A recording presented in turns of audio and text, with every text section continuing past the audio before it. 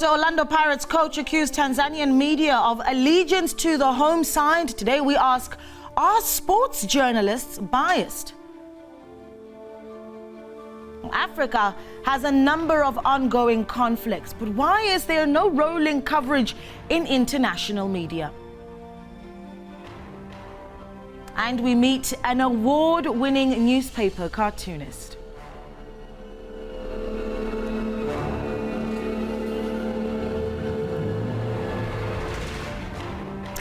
Well, hello and welcome to Media and Society here on SABC News, independent and impartial. My name is Naledi Muleo. Now, this is the show where we look at the intersection between media and audiences. The show is not, of course, complete without your say, so connect with us via our social media channels and, of course, share your views and concerns about how the media works and what we feed you. The hashtag to use is SABC Media and Society, or give us a call on 011-714-6841 or 6842.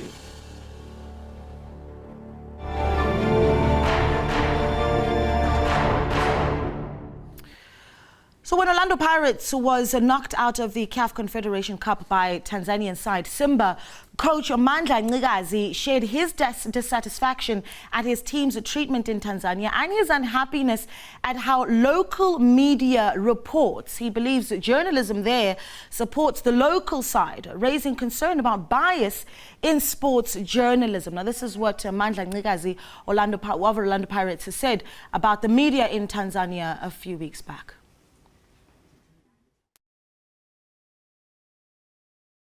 Are going to lie and write lies. Write the truth. Simba did not deserve to win. The penalty they got is not a penalty. The penalty that we got, it was not given. VAR was not working. Well, we also went to the public to find out what their views are on the matter. Some medias actually, that's the issue here. Medias are not biased. They always give us information, true information, what is going on in the world of football, in the world of soccer, actually. The media was biased. It was not fair, according to what they did to Pirates. I think everyone wants to know exactly what happened. So I don't blame the media. The media, whatever he's doing, like, it's good. I love it. Like, it's correct. Like, I support 100% with the media. So they have to tell us the truth, what exactly happened. It doesn't expose anyone or anything. So it's cool. I agree with the media. Yeah, the media was not fair because they didn't even give us who were not there to see what happened. So I'm not happy with the media, the way they handled that game. Into engayithandanga eyakhulunywa yimedia ngale ndlela sabona ngayo thina iPirates yayithole ipenalty enazange bayinike and siya lapha kwathiwa iVAR uyasebenza mase kuya kuVAR kuthiwa ayisebenzi uyabo sabuya sadliwa 1-0 and bona bathola ipenalty banikwa ngithi sabuya sidliwe 1-0 size sizofika lathi nasiscore 1 kwaba yi1-1 size siyodlala amapenalty kwangamela dlala amapenalty because leya thina sasimele sinikiwe nathi penalty kube yi1 sibuye la shayiwa kube yi2-1 singayina kuma penalty imedia izange yathetha inyanga. Well, in America, the PaisanoOnline.com says that sports commentators have become biased, and they ask if that's really such a bad thing. With Mandla Ncikazi's accusation of the media in Tanzania, we ask if it's true that sports journalists or media in general is biased. Our guests this morning are SABC sports journalist Thando Mxoli and Godfrey Dube, who joins us via Zoom from the Times of Zambia. Gentlemen, a good morning to you. Thank you so much for joining us. Thando, you're right here, so I'm going to start with you. You've been a sports journalist and producer for a very long time. Do you find that media generally, so let's start with the macro view, is that have you noted a bias in sports journalism? Look, the bias is bound to come through because if you look at the big clubs, whether it's Al Ahly, Barcelona, Real Madrid, they're big societies, and a lot of fans end up going into the media space because of the coverage of the team, whether it's through social media where you progress to becoming a real journalist and all that. So at times that bias will come through, but in general, I think the media is normally very down the middle. They report on the facts of the day. For example, the clip that people are talking about now, it's not true that the South African media, for example, did not talk about events that happened in Tanzania. The clip was shown the very next morning of Mandla basically going off at the officials and the Tanzanian people and the way they were treated there. That said, it was not going to be easy. You don't go into someone's house and expect to be treated with warm arms when you're there to take away something as important as an AFCON, a CAF Confederations Cup place. So the conditions were never going to be easy. But that said, the media for me, both print, both TV, online, digital space, everyone, all of us reported on the events that happened in Tanzania. It's not anything new. Yeah. It's a phenomenal. Guys, it's war out there. When we go into a match, it's a war of attrition. The teams that have won on the continent have won in very, very difficult times. The Pirates team that won in 1995 came back with bandages over their head. Mark Fish looked like he had been in Darfur. That's the kind of conditions you face. It's intimidation, it's all of that, but it makes the victory even that much sweeter. When, for example, the very same Simba came to South Africa, like we always do as South Africans, we were very charitable. We treated them like guests. We rolled out the red carpet. They stayed in great accommodation, great training facilities. Nothing happened. But what we did right is that on the field of play, that's where you beat. That's where you win the match, not on the stands. And for me, as much as Mandla felt aggrieved by what happened, there are a couple of things that he also got wrong on the day. As much as he should have focused on how well his team had played on the day, for example, to even come that close to beating Simba. Those are the things that we as journalists have to look at. I can't sit and be biased and go with Mandla because he's a South African. I have to be down the middle. And that's generally where South African media goes. We are literally down the middle. Bafana got knocked out of World Cup qualifiers against Ghana. And all we did as the South African media was report on the facts that this game, there are many instances where the ref had made mistakes. Right. And in all of that, we literally report on the facts. Well, I hear you speaking about South African media, and perhaps I want to hear your views on what you feel about media on the rest of the continent. But Godfrey, let's bring you in here as well. I mean, your views on, particularly on the continent, and perhaps you can talk about the Zambian example of sports journalism on the continent. Is there a bias that needs to be addressed? Thank you so much. I think this is marginalization and discrimination in sports journalism is an ongoing concern where we've seen a lot of people complain that journalists sometimes don't get to report the facts on what happens. But here, I'll give you a general example. It's true. Sometimes as journalists, we tend to forget our principles and code of ethics. We try by all means to support our team, which is not supposed to be the case on the other hand. We're supposed to report facts and give people exact information what is happening on the ground. We are people that somehow we get to be culprits for certain reasons that people obviously sometimes get attached due to patriotism and nationality. But we are better educated people to understand and explain to people, to give people correct information and report on the field exactly as they happen. So I feel, in as much as this is a growing trend, we need to up our skills as journalists and sports facts as they are. We cannot continue receiving complaints from the general public and fans and coaches that we don't report things as they are in football. The issue is this is a safety matter as well, isn't it? I mean, perhaps you can talk about a few instances where we've seen where the media reports certain stories as a soccer club arrives in a particular country on the continent, and it becomes a matter of safety. Again, it's a war of attrition out there. When you go into, if you go to... I'll come to you, Godfrey. If you go to the Camp Nou in Barcelona, you're not going to get a warm welcome as opposition. If you go into Old Trafford in Manchester, you're not going to get a warm welcome. If you go to Anfield in Liverpool, you're not going to get a warm welcome. That will always be the case. Hence, sports teams normally get almost presidential protection. So the teams are sorted. As a fan, yes, it can be dangerous sitting on the stands. I remember talking to a colleague of mine, Sfiso Ramara, when he was covering South Africa versus Ethiopia, and Bafana was away.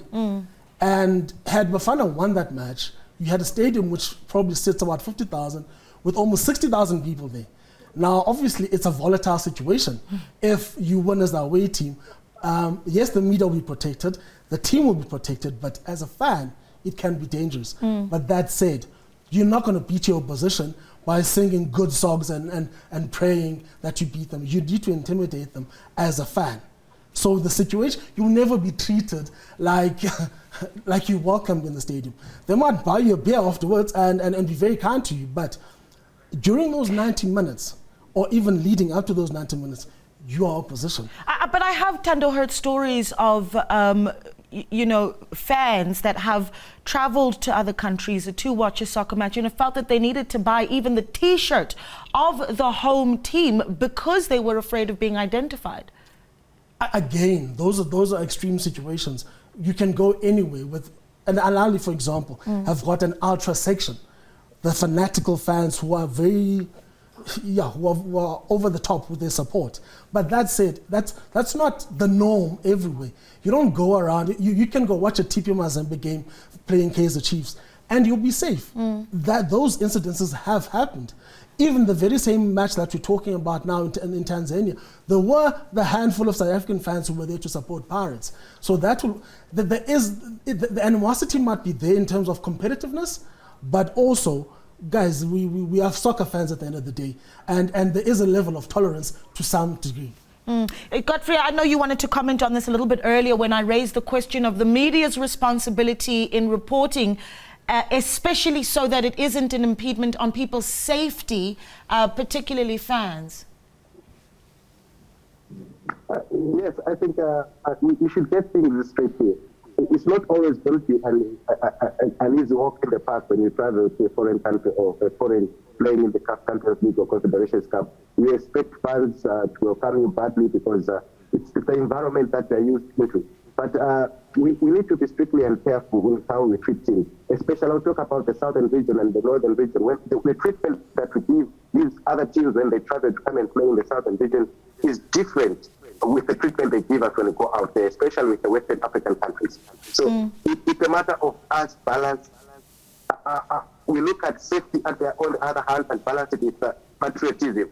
If we're talking about safety, yes, the teams and players generally to be protected, but we're talking about the fans that have traveled to that particular game to watch it.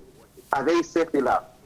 People always throw objects, they give you insults and give you all that harsh environment and reception. So that those are just part of mind games that are trying to play in order for you to lose focus and stop supporting the team. So yes, we should not always treat teams badly, but the issue is, are we going to continue to watch other teams receive our teams badly? Or are we going to, as journalists, are we going to voice out and report facts so that such things will be brought to an end by relevant authority? Yeah, let me personalize it a little bit, Tando, right? For you, Orlando Pirates or Kaizer Chiefs? Chiefs. How have you struggled with your objectivity in reporting, say, a derby, for instance? And do you find that you perhaps don't have to do that? As a journalist, you're schooled in professionalism and reporting on the facts. So yes, I'll sit and I'll support my team, but when it comes to reporting, remember my byline, my name carries my objectivity. So the minute I compromise that, then I am compromising my name. I only have my name, that is my word, and that is my trading license. So I can't compromise that by being biased. I suppose I ask this question because there is this view that because sports is so competitive, that competitiveness is even allowed, even from a journalistic point of view. It is, but not allowed. It happens because people see things differently. We interpret situations differently. But that said, I think at the end of the day, when you sit down in front of your laptop and you're typing that story, the person who's proofreading your story is supposed to be neutral. You're not supposed to care. You as a journalist, because you put your name there, your trading license, You are supposed to be neutral. No matter what you think of the team and the circumstances leading up to that match, you're supposed to be neutral. So if, for example, Chiefs is playing Sundowns this afternoon, if I had to say the things I want to say about Sundowns, my story would not go on air. But I understand that as a professional, I need to find that middle ground. I need to report on the facts and be guided by the facts, because I can never go wrong when I'm guided by the facts. Yeah. Well, I want to take a call, and of course you can be part of the conversation as well. Do you believe that sports journalists are biased? Give us a call on 011-714-6841. I've got on the line Chipiwa from Benoni. Chipiwa, good morning to you. Morning, how are you? I'm well, sir. Thank you so much for calling. I'm well. I'm watching this issue of if the journalists are being biased on what they publish. But with what I'm seeing, I don't think they are being biased. I think it also goes with what they are exposed to. Because if we look at the whole issue of the pirates issue, right, there is a whole lot of things that come out of this African continent against South African clubs.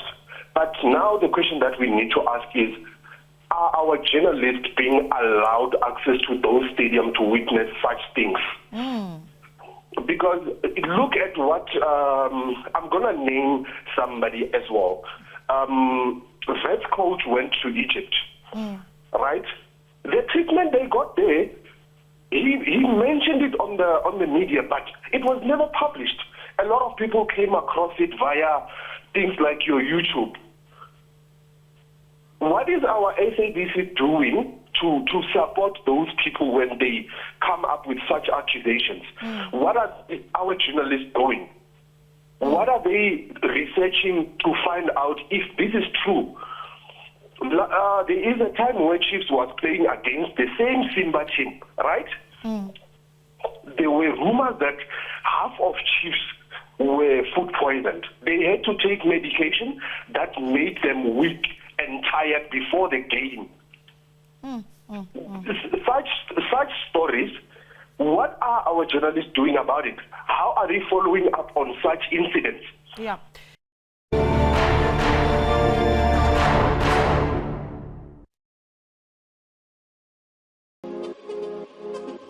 Unlimit your business with Telkom Business Connectivity Bundles.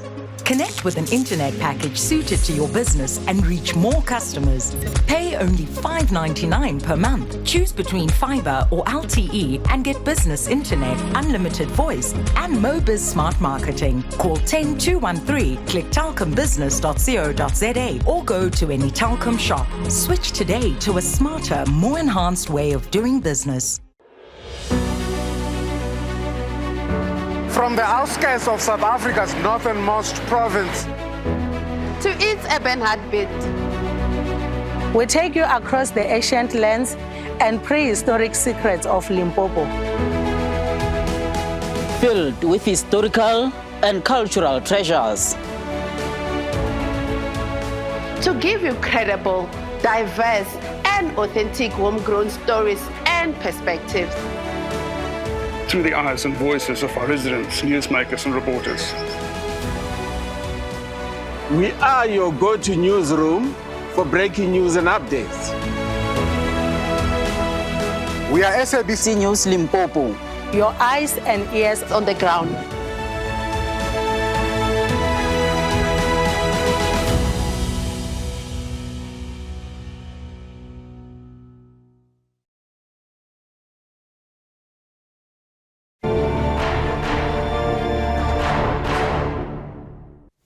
Welcome back. So a quick correction, because I might just get dragged by Orlando Pirates fans if I'm not careful. The correction is that Orlando Pirates knocked Simba out of the CAF Confederation Cup, right? Yeah, the first leg. Just save me here before I get in trouble with the Mapaga. First leg, Simba won. Then in the return leg, Pirates basically overturned and won after penalties to advance through. Right. Okay, so Chipiwa called a little bit earlier, and he talked about incidents where our own teams have been violently hurt. I mean, he's talked about the Chiefs, perhaps, rumors at some point that Chiefs was perhaps poisoned in an away game.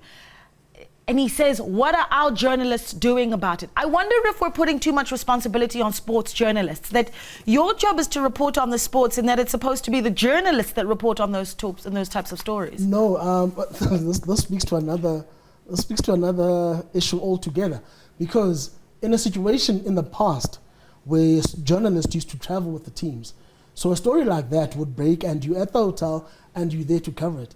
When you're sitting in Joburg and you are covering a story that's happening in Kampala, sometimes it's not as easy to give you the facts. But as someone who works in the newsroom, I understand how journalists try to get the information. And in all those instances that they were raised by the caller, I remember that the journalists in the newsrooms actually actively finding out what was the issue. We try our best, our level best, if not as soon as we can, to get the information verified, because also we can't put out information that is not verified. We need to speak to the right people, and that takes a while at times, especially when you have a situation with a team, with team manager running up and down, trying to get the players to be in good health. But in all of that, I know for a fact that journalists in South Africa, they go above and beyond to try and make sure that they get the information out as quickly as possible and the correct information at that. Because what you don't want is a situation whereby you hear about rumors about people being beaten up. You're not there. And now you're running the story, because Twitter is not basically a reliable source.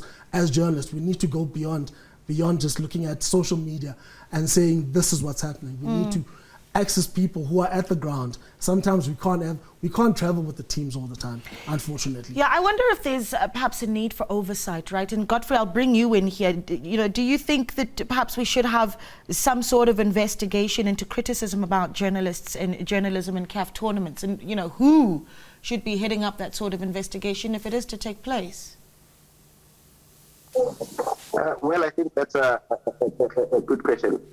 We need the CAF and people, of course, need to investigate some of these issues. And I feel if the media department in the CAF and FIFA can put in place a committee that can help lead into investigations of such matters when they arise, it will be very important and help us media people report fast as they are. Because sometimes you tend to get information a little bit late, and social media would have already gone a place publishing postings against the truth. So it's important that we investigate and understand the ethics and code of conduct that we operate under as media people. So yes, we need an investigative wing as journalists.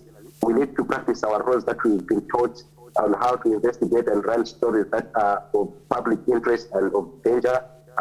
We need to understand the correct timings on whether is it right for me to publish this article or not, or is it right for me to go ahead publishing this information without probably verifying it with relevant authorities and people on the ground that are there on the scene to obtain the information that you want to publish. So sometimes, yeah, it's important, but we have to look at it from both angles. Is it a matter of public interest? Is this investigation that I'm conducting as a public journalist or as a media practitioner going to be helpful to the people out there? So yes, we need such a wing where journalists need to be trained, especially sports journalists, trained in how to report such issues when such matters arise. I'll give you a good example that happened in Nigeria. In the World Cup qualifier, Nigeria versus Ghana. It's such issues that arise from such scenarios that us as media people sometimes tend to ignore, and sometimes we forget about our ethics and try to side with our home teams that we are coming, particular country that we are coming from. So we need to be critical and careful with this matter, because sometimes we might end up blaming journalists that they are not giving us the correct information. Well, on the other hand, it's not the media responsibility. It's our responsibility to inform, educate, and entertain at the same time. But what role are we going to play? What role are we going to play in order to defeat this social media that has come, where people are fast when it comes to publishing false information? Yeah, I wonder, Godfrey, I'm going to stay with you on this one. If the issue that we're talking, you're talking about training of journalists, and I wonder if it is just a skills issue.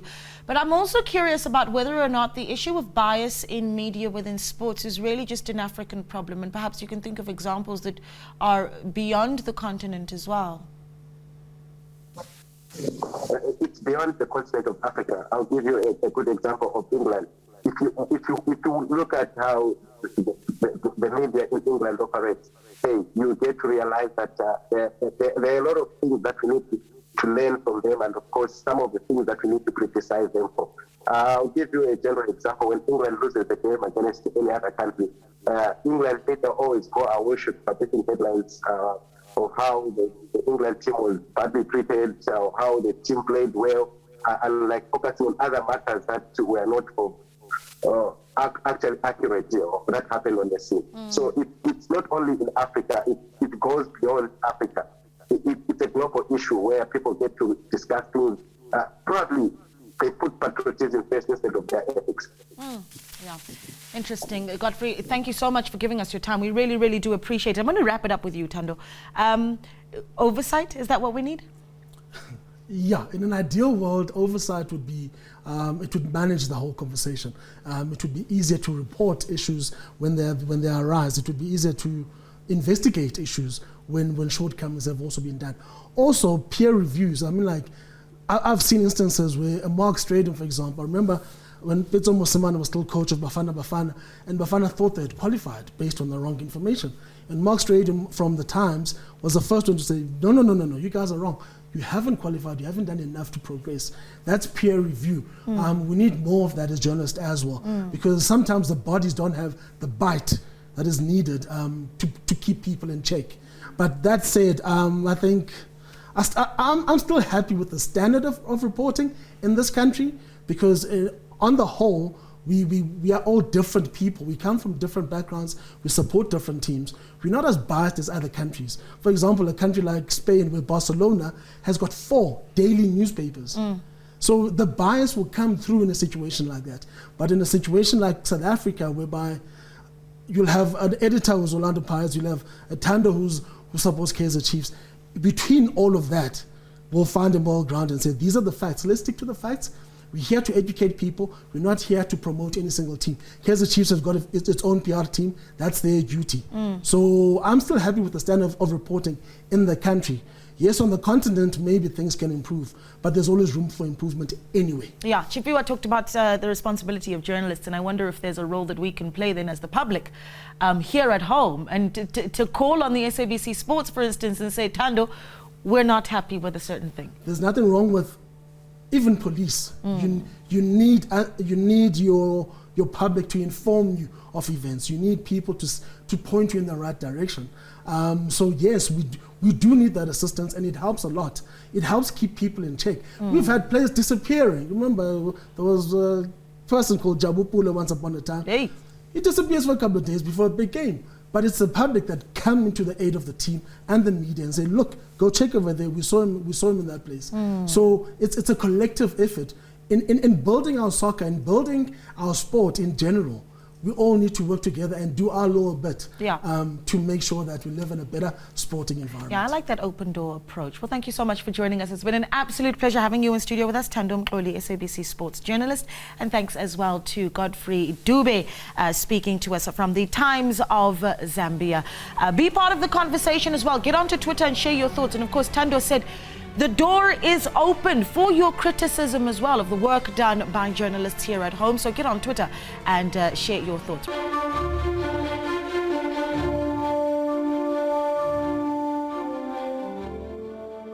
Welcome back. So in 2013, academic research in the Global Media Journal said although Africa's conflicts are horrible, they have not attracted adequate media, world media coverage, that is. In the last year, Africa has seen conflicts in parts of Ethiopia, the eastern DRC. There have been insurgents killing people in northeastern Mozambique, and the list goes on. But does international media give these conflicts adequate attention? Let's take a listen. In covering like African content. On my side, I think media is biased. Media is controlled by people. I do not think it's fair, Wanta, because I think that I found so much information on TikTok and social platforms like Facebook, Wanta. I never found it on the news until maybe it's because I'm a student and I'm not watching the news. So I think the media is releasing information that is limited to the society on top. I don't think the media is fair because most of the things that are happening in Africa, we don't know about them.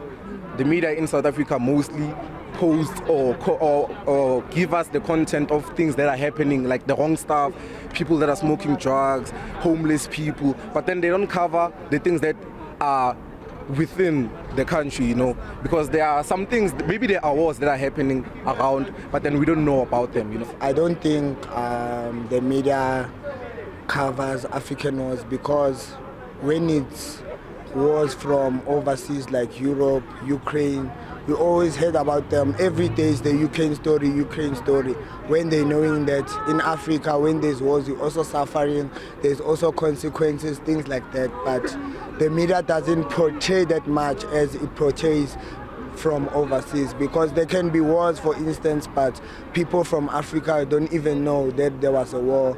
I feel like the media is never fair with covering African things that are happening in Africa. They're always covering things that are happening abroad, like in Europe. Like now they're covering the things that are happening in Russia and Ukraine. They never are fair with us. They are being unfair with African things. Those are the views of South Africans as we collected their views. Share your thoughts as well, 0117146841. Joining me to discuss this is Professor Admaya Mare from the University of Johannesburg. We also are joined by Nomshado Lubisi and Nkosinkulu from Media Monitoring Africa. Thank you so much for joining us this morning. This is a big discussion. Nomshado, let's start with you. You hear the comments from the voxes that we collected from South Africans. One young man essentially saying, we don't even know where the wars are. He says there could be wars on the African continent, but we don't know. That means even he is not aware of what our continent is actually looking like at the moment. Your thoughts when you hear those views, firstly? I think first, speaking, we heard Russia, Ukraine, quite a lot there. And we cannot take away that it is important that we know, because this, at the end of the day, obviously impacts global politics. And by doing so, it impacts, key resources such as gas, for example. However, I think one of the biggest elements that is not really shared much with citizens is the challenges, the barriers that journalists go through, and especially if you're going to talk about an African continent, whereby we know historically when we talk about freedom of expression, we really had to fight to get to where we are today. Realistically speaking, South Africa, I'd like to believe in terms of media freedom, we're quite ahead, unlike other countries who are still experiencing internet shutdowns, network shutdowns, who are still being censored. And these are journalists who are attacked, arrested, violently so, harassed online, just by them doing their mandate of ensuring that people know what is happening in their country, but also on our continent as well. And I think hearing that, we haven't really seen what is happening in our continent, it shows that there is a gap, definitely, that we need to cover in terms of covering our conflict from our own home ground. Yeah, I'm going to just throw, a fox here at you, because you're talking about some of the challenges with regards to regulating what journalists do and say with regards to African conflict. But I'm wondering if there's the intention, though, from journalists to tell enough of those stories. But Professor Mare, let me come to you. I mean, your view on the bigger discussion, right?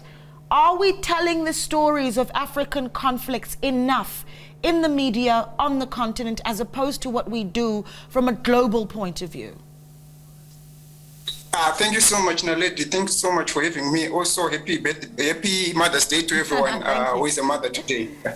All right. So, in terms of what's happening, I think we are not really telling as much as we should African conflicts, and I think there's a number of reasons why that is happening.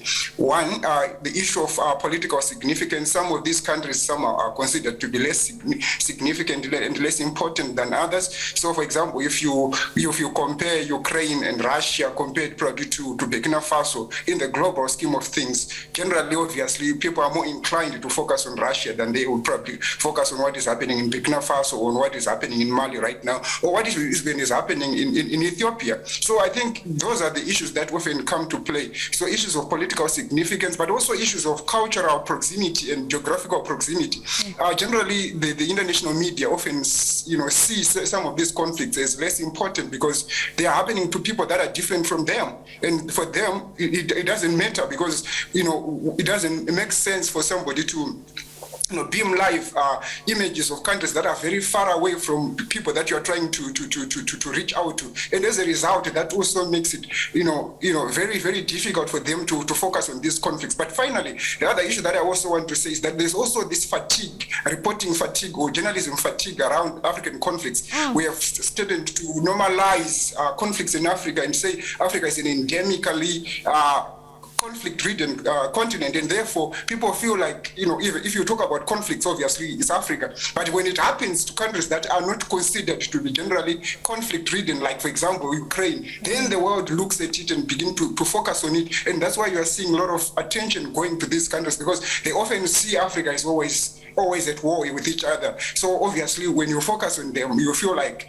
why should we continue to focus on? So there's fatigue also on reporting some of these conflicts, because we are always moving from one country to the other talking about conflicts in Africa. That's what I would also have to say. Sure, that comment around the journalistic fatigue is actually quite sad, because it's a responsibility that we have as journalists to keep informing people. We don't have the luxury of being tired of African conflicts, but be part of the conversation as well. Do you feel that the media globally, number one, pays enough attention to African conflicts, and perhaps even the media here at home, on the continent, in South Africa? 011-714-6841 to give us a call. We've got John on the line in Limpopo. John, good morning to you. Good morning. Thank you very much for welcoming me. Thank you for calling. Yes, I would like to concur with the recent speaker that was talking about journalism fatigue. Because as you can see, even here in South Africa, the way things have been reported, you tell that there is a little bit of biasness, or maybe we have just internalized and get used to the conflicts that were even in the regions and in Africa in particular, to an extent that we don't even think it is worthy to be reported in the world-based media platforms. Because there's a lot that is going on. There's, for example, just here in our neighbors, Zimbabwe, Botswana, and Eswatini, there's a lot of happening. If it gets reported, it will be once in a while, and when we are done with it, we move on. But with what's happening in Ukraine and Russia, for example, every day, almost every day, we are hearing about Ukraine and Russia, how bad the situation it is. And we have got severe and worse situations. What is happening in Somalia now? I'm even more surprised that even media is not giving much attention on what's happening in Somalia. The house conditions, the human crisis there. We only hear from the media or another platform somewhere there, but the African media platforms are not giving that attention. That one should have expected that you could do. Yeah, John, thank you so much for calling. And the comments have come from our from our viewers, and of course some of the comments that we collected in the streets as well around the Ukraine. And I want to say this on air, that the Ukraine story is a story that should be covered, because it is a big story. What we're talking about, though, is whether or not we're giving the same amount of attention to conflicts here on the African continent. We've got Sandile on the line in Cape Town. Sandile, good morning to you. Hello. Hi, Sandile. Good morning. Share your thoughts. Okay. No, my thought is that I have a problem of media. Media always portray the negativity, in particular about Africa. If you're watching a TV or you read newspapers, you will never see anything that is good about Africa from the media. You always see the bad side of the African leaders, bad side of the African people. You look the American media. The American media will never, ever show the bad thing about America. But you come to us we always show the bad. It influences the African people to think bad. I will give a practical example of let me talk about the ANC. I'm not the ANC member, but the ANC. ANC took power in 1994. There's a lot of things that have been achieved by black people since the ANC took off. But you will never see them showing that what the ANC has been achieving. You will see how corrupt it is. Instead of showing, okay, it's corrupt, yes, we must show the corrupt side, but I'm not saying we must not show the corrupt side. We must show the best side, but there must be we must started to demonstrate the good side about us. Okay, Sandile, I'm going to step in there because I think you're broadening the discussion. And I hear the point that you're making, but you're broadening it a little bit too much. We want to focus particularly on conflicts because now we're talking about lives being lost, right? We're talking about livelihoods being impacted. We're talking about rape being used as a war tool on the African continent. These are stories that we're not giving enough attention to, according to at least some of our viewers. Is the issue, and you talked about some of the barriers that journalists deal with on the continent, is the issue simply that infrastructural breakdown that we have on the continent makes it difficult for information sharing from one country to another on the continent? I'm not sure. I think Sandile started on quite a right note in speaking about how, you know, when we're talking about global media, for example, we all know that it needs a large number of lives to be lost in Africa for them to turn an eye, or an outbreak of sorts for them to turn an eye. And we all know this because this is it's part of the colonial legacy that was left, to say that Africa was situated in the periphery. We are just at the corner. We are not part of the whole world. And by doing so, internally now, here we are, we're sitting as Africans on our own in our continent, knowing very well that internationally we're known as the continent that suffers, that's poverty, that's crime, that's war, that's conflict, continuously so, right? Not building a different picture. And at the same time, I think one of the questions we should be also asking ourselves is, are our journalists, you know, resourced enough to be able to reach out to Zim, to be able to reach out, you know, to Congo, to be able to reach out to other African countries? Because that's also something that Western media has, and that's a huge advantage that we cannot take for granted, that us African media are still trying to get the grips of, you know, sustainability. By giving the equipment, will that take our journalists out of the fatigue that Prof mentioned? Will that give them motivation enough to say that these are the stories that we should be putting on our mandate? Yeah, but I can argue that it's not a matter of resources, and this is why I go back to intention, like I did earlier, right? That perhaps the conversation needs to be whether or not journalists want to tell those stories. And Prof, I'm going to come to you. Surely there are opportunities for that sort of information sharing to take place. Where do we start so that journalists are able to access information from Zim, from Zambia, from Somalia? Yes. Thank you so much, Naledi. So I think what the viewers have also been saying, I think is also partly true. But also what I want to emphasize is to say also traveling within the African continent itself is also difficult generally, which also makes it very difficult for journalists to access some of this information. So you can have the SABC, for example, having a bureau chief or somebody or a correspondent based in Nairobi or based in Ethiopia.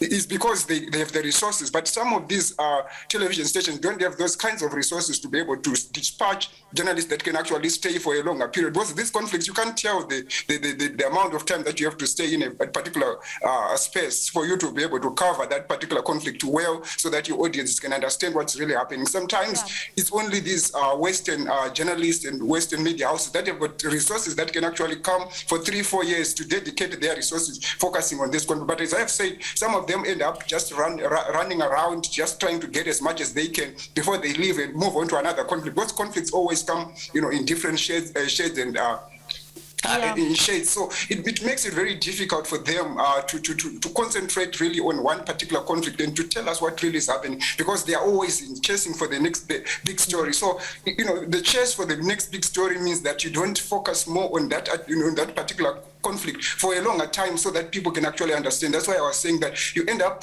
you know, hearing about what is happening in northern Mozambique. But now it seems as if it has died down, but there's still a lot that is happening. People are dying, our livelihoods are being lost, but we can't understand what's really happening because journalists have moved on. Now the big story is in Ukraine and everybody's focusing on Ukraine. So this chase for the next big story ultimately means that journalists don't have enough time to focus on stories that are really matter to African people.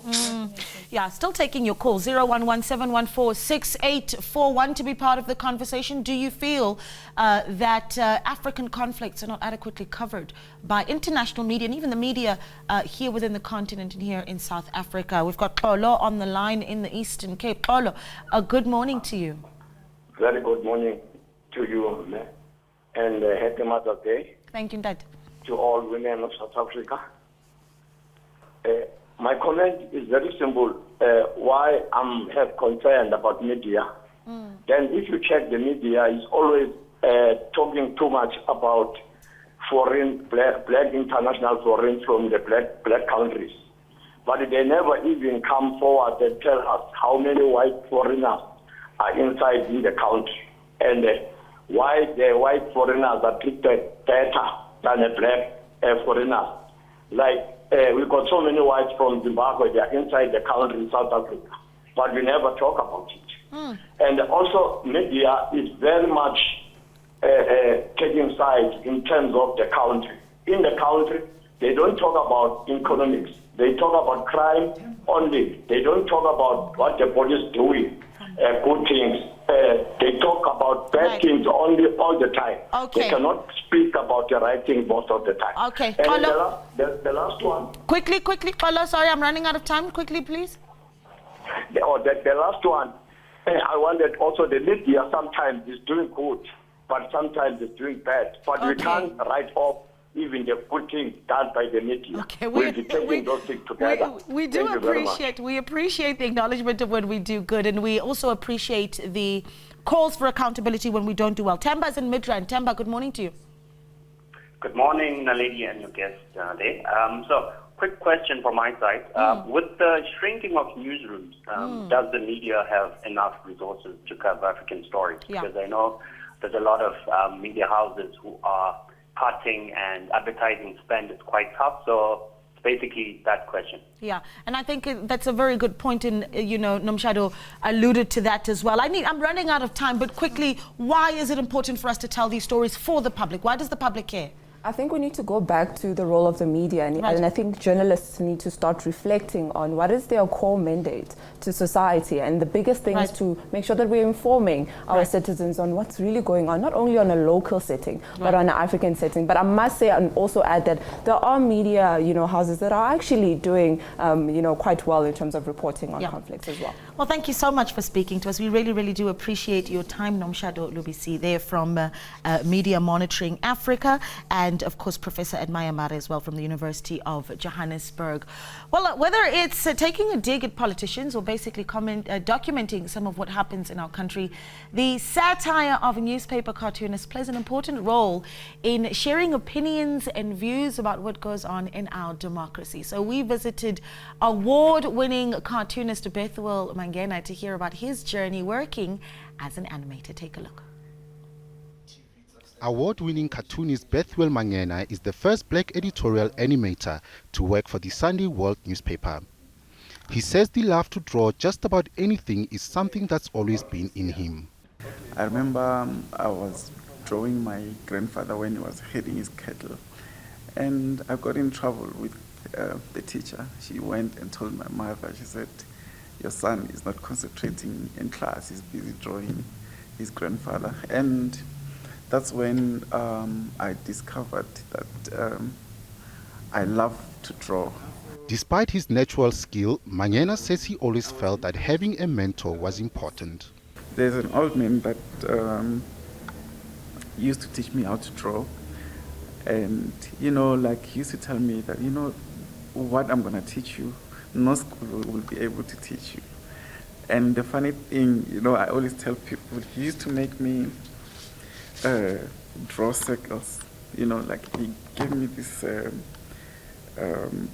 I think, A3 drawing book. Then he gave me a pencil and then says, draw circles. And then I'll draw circles. He says, you must draw them clockwise. Then I'll draw them clockwise. He says, fill up the whole page. And then fill up the whole page. Then I go to him and say, I'm done. He says, okay, the next one, now anti-clockwise. Then I will do it. And then I'll fill about half, maybe about 15, 20 pages doing the same thing. It did not end there. He went on to get university qualifications for his work. He did fine arts at the then Wits Technikon, which is now part of the University of Johannesburg.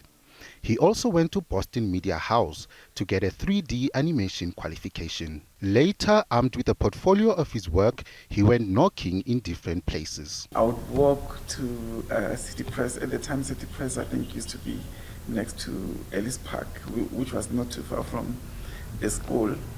And then they loved the portfolio. Instead of giving us a job, they wrote a story. So, but that was also a motivation. So then I sent it to Kick Off, I sent it to Drum Magazine. Then finally I sent it to Sunday World. And when I sent it to Sunday World, the editor at the time was Charles Mohale.